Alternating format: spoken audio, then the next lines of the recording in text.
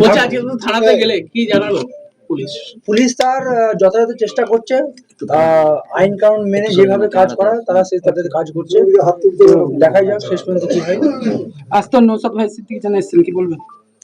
দেখুন, যারা অন্যায়ের বিরুদ্ধে আছে তারাই আসছে, যারা এই কাজটা করেছে তাদের মধ্যে কিন্তু কেউ আসেনি।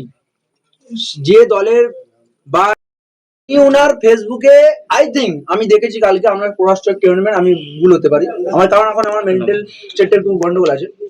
উনি ওখানে পোস্ট করছেন যে আমার বাবার মৃত্যুর কারণ হয়েছে রক্তচাপের কারণে। এই যে ফেসবুক, ইনস্টাগ্রাম, টুইট, এই খেলাগুলো আজকালকার ছোট ছোট বাচ্চারা এদের থেকে ভালো জানে এরা কিভাবে খেলতে হয়। তো এই যে খেলাগুলো, এই খেলাগুলো অনেক পুরাতন হয়ে গেছে। এগুলো 2018 আগে চলতো, এখন এগুলো আর চলে না। একটু ডেভেলপমেন্ট করার চেষ্টা ওরা করুক, আমি চাইবো এটা।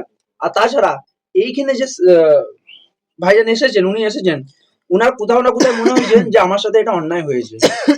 উনি অন্যায়ের বিরোধিতা করতে এখানে এসেছেন। আর অ্যাজ এ হিউম্যান বিং উনার কোথাও না কোথাও মনে হয়েছে একটা মানুষ হয়ে একটা মানুষের পাশে এই সময় দাঁড়ানো খুবই দরকার, সেই কারণে উনি এসেছেন। উনি এমএলএ, উনি পলিটিশিয়ান, উনার একটা ব্যক্তিগত যা পরিচয় থাকতে পারে, সবার আগে উনি একজন মানুষ। তো উনি এসেছেন একজন মানুষের বিপদে একজন মানুষের পাশে দাঁড়াতে এসেছেন, যেটা উনি আমাকে বললেন।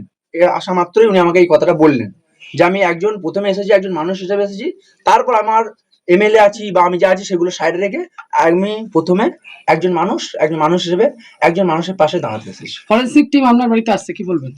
দেখুন, যে টিম যে আসছে, ওনাদের কাজ কিভাবে করবে সেটা আমি জানি না, ওর তো আমার জ্ঞান নেই কারণ আমার জ্ঞান একটু লিমিটেড আছে এই সম্পর্কিত। তো আমার মনে হয় না এখন কোনো কিছু পাওয়া যাবে, কারণ ইনসিডেন্ট হয়েছে 13 তারিখ, আজ কত তারিখ? 19 তারিখ। তো কতদিন হচ্ছে আজকে? 7 দিন হচ্ছে। তো 7 দিনে বৃষ্টি হয়েছে, এত হাজার হাজার মানুষের যাতায়াত হয়েছে। তো কি মনে হয় কোনো কিছু পাওয়া যাবে?